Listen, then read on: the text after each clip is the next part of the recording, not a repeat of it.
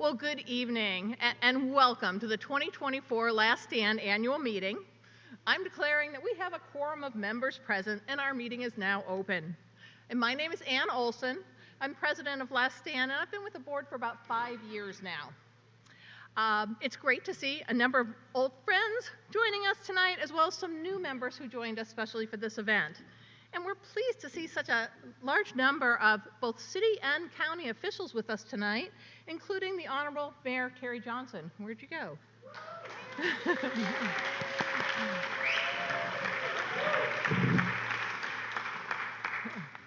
And we're exceedingly fortunate tonight to have such an esteemed panel of experts share their knowledge and their perspectives with us. So we're really excited.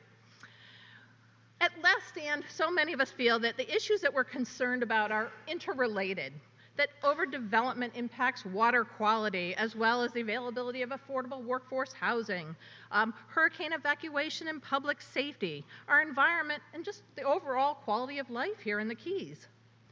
We feel the Keys are at a critical juncture, and we've asked those who not only help set the carrying standards in carrying capacity standards for the Keys, but for those who have toiled for decades to help preserve and protect this unique island environment, to come back together and help us envision what the future might look like and how we might write the best possible future for the Keys going forward so we can ensure that we all protect our investment here in Paradise.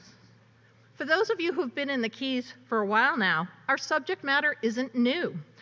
But gosh, there's been a lot of changes and developments, and I mean that both literally and figuratively, in the past year. And it's been an important year for Last Stand as well. If you were here last year, you may have heard us say one of our greatest challenges was simply our own survival. Because we're an all-volunteer board, and with fewer year-round residents in the Keys every year, it's hard to find volunteers. So this year, we took steps to refocus and reinvigorate our efforts.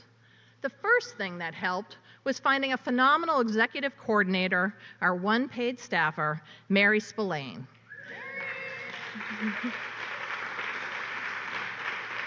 I hope you all had a chance to meet her when you came through the door, but she came to us with a wealth of nonprofit experience, and we're delighted to have her.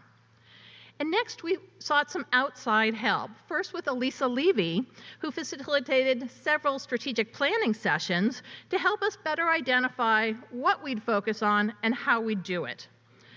Like many nonprofits, and as I just mentioned, our ongoing challenge is to find more volunteers. So we've created more ways you can work with us based on your skill set or the time that you have available. You could become a board member or an alternate director, an advisor, or just a volunteer. And hint, that's my first plug for volunteers tonight. Our next step was to partner with Duval Street Media to improve our messaging to you, our members, as well as the wider community. We've never stopped working, but sometimes we're so busy monitoring city and county commission meetings, writing letters, speaking out on issues, that we don't share that involvement or activity back to our members. So with some outside help, we updated our website, and if you haven't been there lately, please check it out. Created a number of new videos that tell our story in quick 30-second clips, and created both a new look and a new commitment to our emails, our newsletters, and our community action alerts.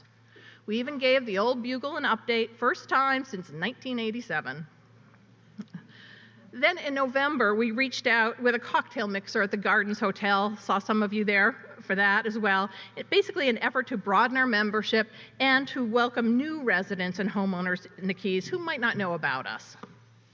So that's a little bit about how we made the changes this year, but even more important was what we did this year. Now, I don't expect you to actually be able to read this slide, but after our secretary, Joyce Newman, summarized our year in projects, I just had to show it. It's a quick thumbnail overview of all the stuff we worked on month by month. And now let's actually take a look at some of those projects. So overarching everything we do, we're the one organization in the Keys that monitors and attends both city and county commission meetings, planning commission meetings, and more. It's a lot of meetings. And as an advocacy group, we remind policymakers of our comprehensive plans and urge them to stick to these plans and regulations. We also send out alerts to our members and to our wider mailing list, as well as coordinate with other KEYS organizations when something needs your attention or more community-wide involvement.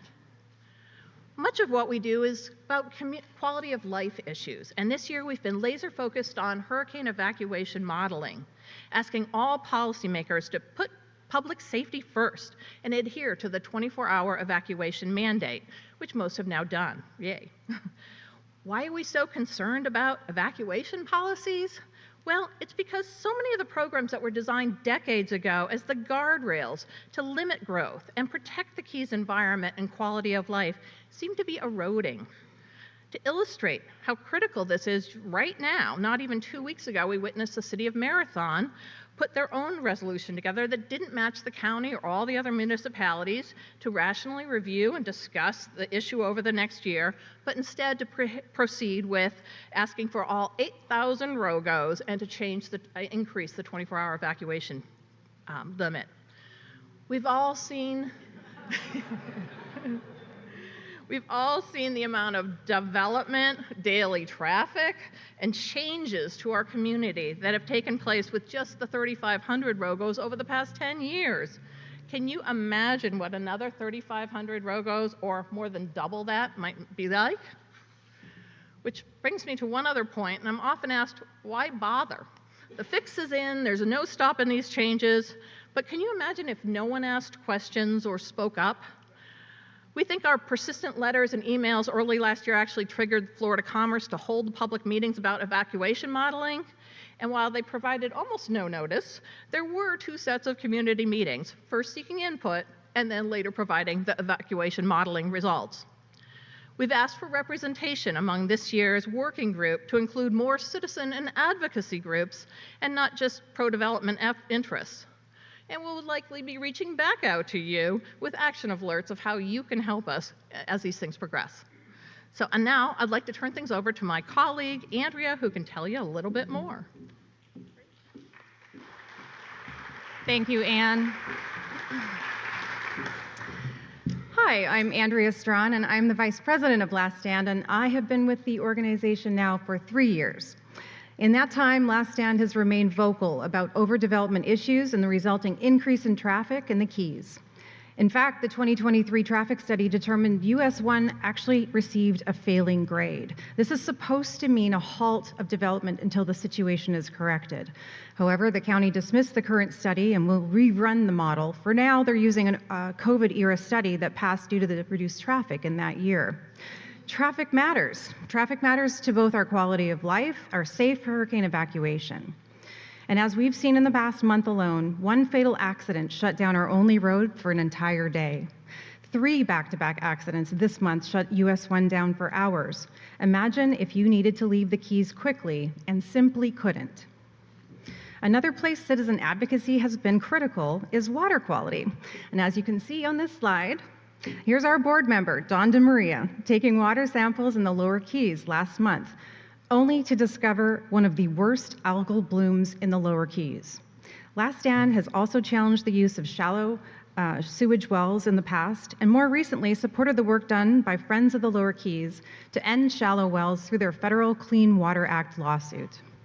This problem isn't completely solved, though. Several of tonight's panelists can attest not all our wastewater problems are local, but we have to do what we can to clean up our own backyard because it's a marine sanctuary.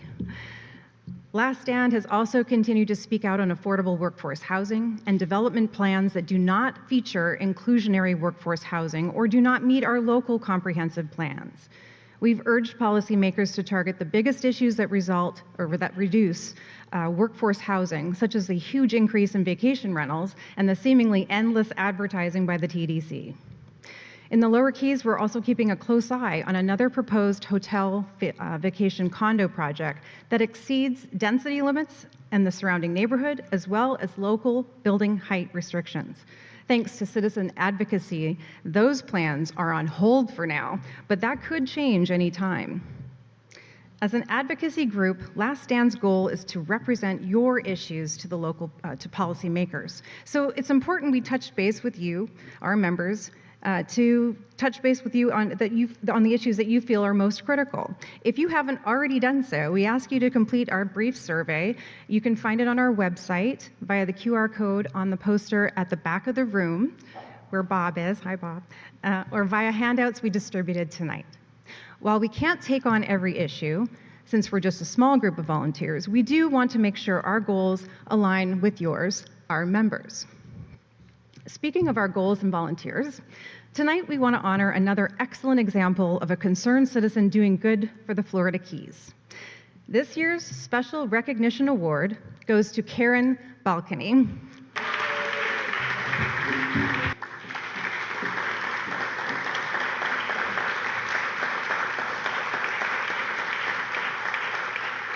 And just a little about Karen. Since we first met Karen, she has worked diligently and without compensation to provide legal expertise to groups like ours and many others.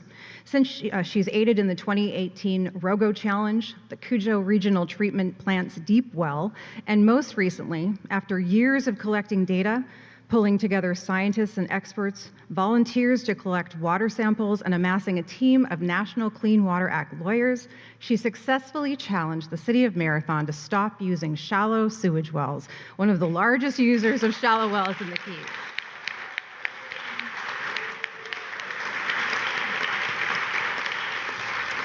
And that settlement happened just last month, as you know, and is a testament to Karen's perseverance, skill, and dedication. We thank you so much, Karen. Our nearshore waters and marine ecosystems thank you too.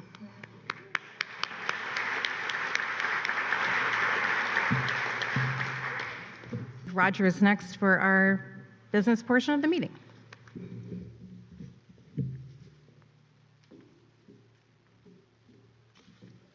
Thank you, Andrea.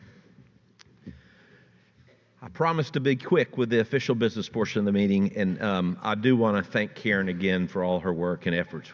Organizations like Last Stand really couldn't exist and do our work without volunteer help like her. My name is Roger McVeigh. I'm the treasurer of Last Stand, and I've been on the board for a little bit over 2 years. We have posted the minutes from our January 2023 annual meeting to our website if anybody wants to review those minutes. We had an engaging panel of storytellers and journalists explore our unique Keys lifestyle and what makes Florida Keys worth protecting last year. Unless there are any objections, we'll note approval of the 2023 annual meeting minutes. Any objections? Seeing none, the minutes are deemed approved by unanimous consent. The financial condition of Last Stand remains very strong. 2023 was a year of investment in our future, our mission, and our organization, as Ann mentioned. We invested more than the prior year as we sought outside expertise to help drive our mission forward, find new members, and seek new volunteers. Our fundraising efforts this fall and winter have been very successful. We've added new members and more than 1,000 who've expressed interest in our mission and our organization, and who we hope to add as new members in the future. We're grateful for the generous donations from all of you and our continuing donors and members, as well as the new members who are with us for this evening. If we could give the new members a hand.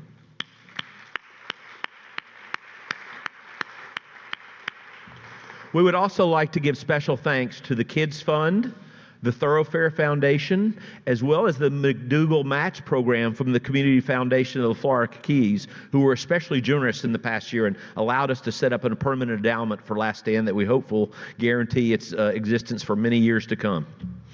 The full fiscal 2023 financial report is available on our website, and I have copies with me. If anybody has any interest, feel free to grab me after the meeting.